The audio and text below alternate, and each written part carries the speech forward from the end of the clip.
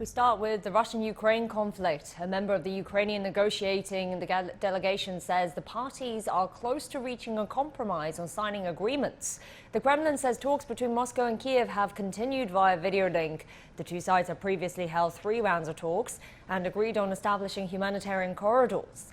The United Nations says the number of people fleeing Ukraine is now nearly 2.6 million.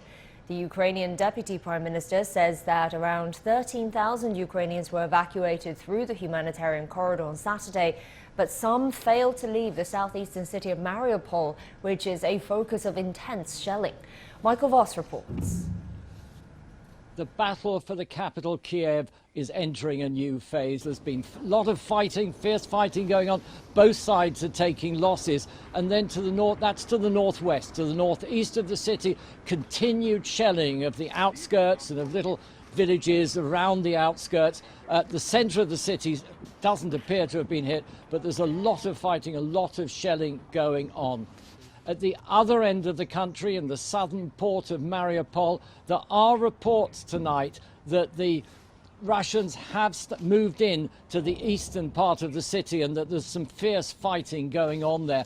Now, Mariupol has been under a dreadful siege. The conditions there are appalling. The Red Cross says that there's almost no water, no gas, no heating.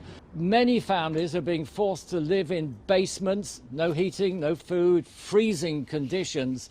And there are many other towns and cities which are facing a similar fate to Mariupol.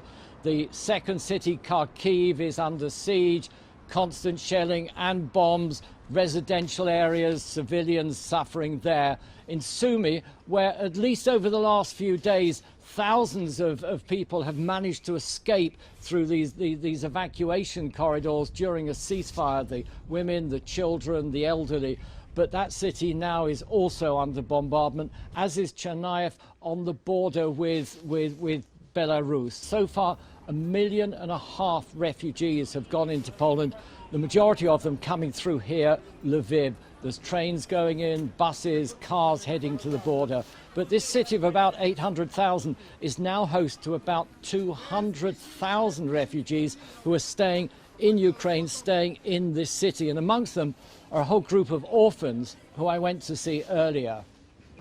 On Friday, 2 towns not so far from here, Lutsk about 2 hours north, Ivano-Frankivich 2 hours south, were both hit by cruise missiles. It was the airports there that were targeted, and there are no indications yet that Russian troops are closing in on either of those locations.